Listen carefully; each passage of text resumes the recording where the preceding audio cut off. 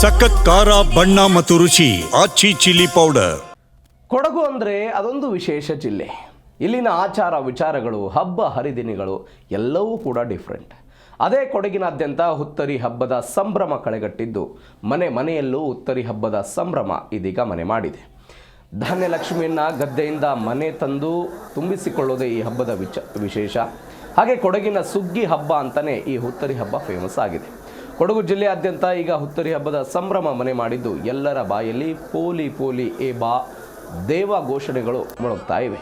ಕೊಡಗಿನ ಸುಗ್ಗಿ ಹಬ್ಬ ಎಂದೇ ಹೆಸರಾಗಿರುವ ಹುತ್ತರಿ ಹಬ್ಬವನ್ನು ಮನೆ ಮನೆಗಳಲ್ಲಿ, ದೇವಾಲಯಗಳಲ್ಲಿ ವಿಶೇಷವಾಗಿ ಆಚರಣೆ ಮಾಡುತ್ತೆ. ಹುತ್ತರಿ ಎಂದರೆ ಹೊಸ ಅಕ್ಕಿ ಎಂದರ್ಥ. ಕೊಡಗಿನಲ್ಲಿ ಇದನ್ನು ಹುತ್ತರಿ ಹಬ್ಬ ಅಂತಲೇ ಫೇಮಸ್ ಆಗಿದೆ. ಅಂದರೆ ಒಂದು ಶುಭ ಮುಹೂರ್ತದಲ್ಲಿ ಭತ್ತದ ಗದ್ದೆಯಿಂದ ಧಾನ್ಯ ಲಕ್ಷ್ಮಿಯನ್ನು ವಿಜೃಂಭಣೆಯಿಂದ ಮನೆಗೆ ತಂದು ತುಂಬಿಸಿಕೊಳ್ಳೋದೇ ಹಬ್ಬದ ವಿಶೇಷವಾಗಿದೆ. ಕೇರಳದ ಓಣಂ ಹಬ್ಬ ಕಳೆದು ಸರಿಯಾಗಿ 3 ತಿಂಗಳಲ್ಲಿ ಈ ಹಬ್ಬ ನಡೆಯುತ್ತೆ. ಈ ಹಬ್ಬವನ್ನು ಜಿಲ್ಲೆಯ ಹಲವೆಡೆ ಹಗಲು ಆಚರಣೆ ಮಾಡಿದರೆ ಮತ್ತು ಕೆಲವೆಡೆ ರಾತ್ರಿ ಆಚರಣೆ ಮಾಡ್ತಾರೆ. ದೀಪಾವಳಿಯಂತೆ ಕೊಡಗಿನಲ್ಲಿ ಹುತ್ತರಿ ಹಬ್ಬಕ್ಕೆ ಪಟಾಕಿ ಸಿಡಿಸಿ ಹಿರಿಯರು, ಮಕ್ಕಳು ಎಲ್ಲರೂ ಕೂಡ ಸಂಭ್ರಮಿಸ್ತಾರೆ.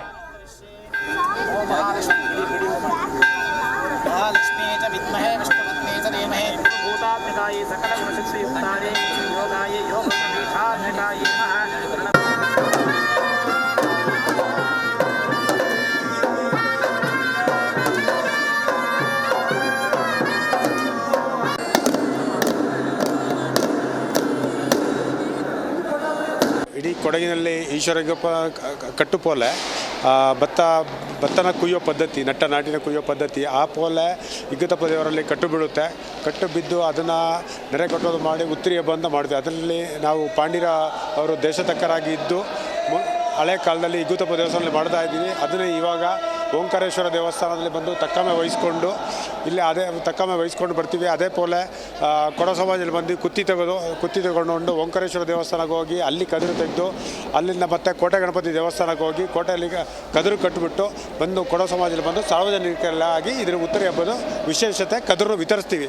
ಆ ಪೋಲೆ ಮತ್ತೆ ನಾವು ನಮ್ಮ ಐನು ಮನೆಯಲ್ಲಿ ಸೇರಿಕೊಂಡು ಅಲ್ಲಿ ಊಟೋಪಚಾರ ಇದನ್ನು ನಡೆಸ್ಕೊಂಡು ಬರ್ತಾ ಇದ್ದೀವಿ. ಇದು ವರ್ಷಂಪ್ರತಿ ನಾವು ಭಾಳ ವರ್ಷಗಳಿಂದ ನಡ್ಸ್ಕೊಂಡು ಬರ್ತಾ ಇದ್ದೀವಿ. ಇದು ಕೊಡಗಿಗೆ ಸುಗ್ಗಿ ಹಬ್ಬನೇ. ಇದು ಮೊದಲು ನಾವು ಧಾನ್ಯಲಕ್ಷ್ಮಿ ಅಂದರೆ ಅದನ್ನೇ ಧಾನ್ಯ ಲಕ್ಷ್ಮಿಯಿಂದ ಪೂಜೆ ಮಾಡ್ತಿದ್ವಿ. ಮನೆಗೆ ಆ ಸುಗ್ಗಿನ ತುಂಬಿಸ್ಕೊಳ್ಳೋದನ್ನೇ ಧಾನ್ಯಲಕ್ಷ್ಮಿ ಅಂತೇಳಿ ಈ ಉತ್ತರಿ ಸುಮೂತ್ರದಲ್ಲಿ ಅದನ್ನು ಮಾಡಿಸ್ಕೊಂಡು ಬರ್ತಾ ಇದ್ವಿ.